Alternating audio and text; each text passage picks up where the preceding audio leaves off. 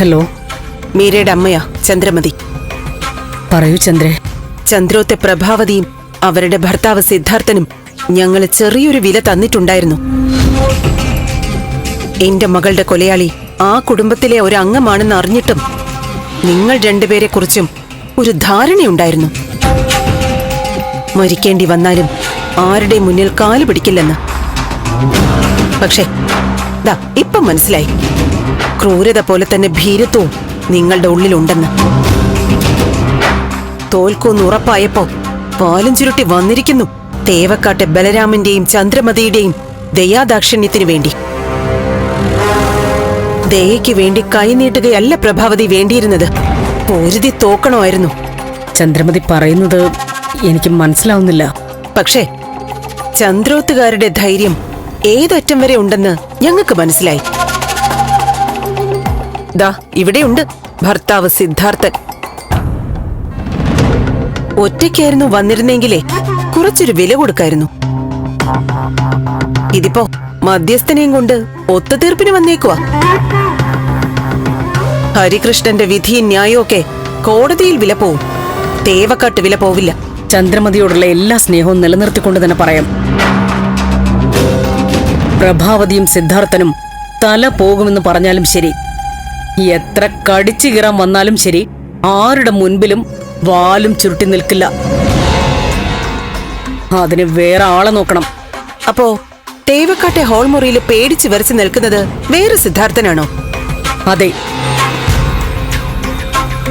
വേറെ സിദ്ധാർത്ഥൻ തന്നെയാ. ഹരിയേട്ടന്റെ നിർബന്ധത്തിന് വഴങ്ങിപ്പോയ സിദ്ധാർത്ഥൻ. നിങ്ങൾ പിണങ്ങിയിരിക്കാൻ പാടില്ല, തെറ്റിദ്ധാരണ മാറ്റിയെടുക്കണമെന്ന് ഹരിയേട്ടൻ പറഞ്ഞപ്പോ അത് അംഗീകരിച്ച് ഇറങ്ങിപ്പോയ സിദ്ധാർത്ഥൻ. പേടിയല്ല, സൗഹൃദമാണ് സിദ്ധാർത്ഥനെ തേവക്കാട്ട് കൊണ്ടുവന്നത്.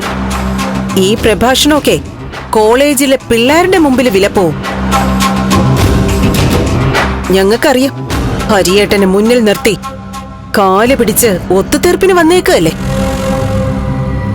എന്നാ പ്രഭാവതി കേട്ടോ, ജഡ്ജി ഹരികൃഷ്ണനല്ല, ഈ രാജ്യത്തിലെ ഏറ്റവും വലിയ ജഡ്ജി തന്നെ ഇടപെട്ടാലും ഞാനും ബലരാമനും നിങ്ങൾക്ക് മാപ്പ് തരാൻ പോകുന്നില്ല. ചന്ദ്രോത്തെ സകല ജീവനുകളുടെയും ജീവിതം ഇല്ലാതാക്കും. അതിനുവേണ്ടി ഒരുങ്ങിക്കഴിഞ്ഞിരിക്കുക ഞങ്ങള്. നിങ്ങൾക്ക് മാപ്പ് കിട്ടുമെന്ന് കരുതുക വേണ്ട.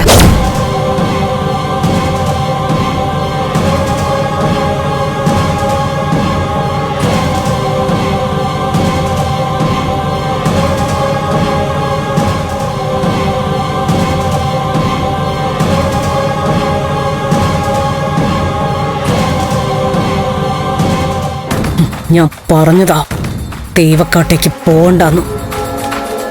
ഒരു വലിയ അപകടത്തിന്റെ നടുവിലേക്കാണല്ലോ സിദ്ധു ചെന്ന് ചാടിയിരിക്കുന്നത്.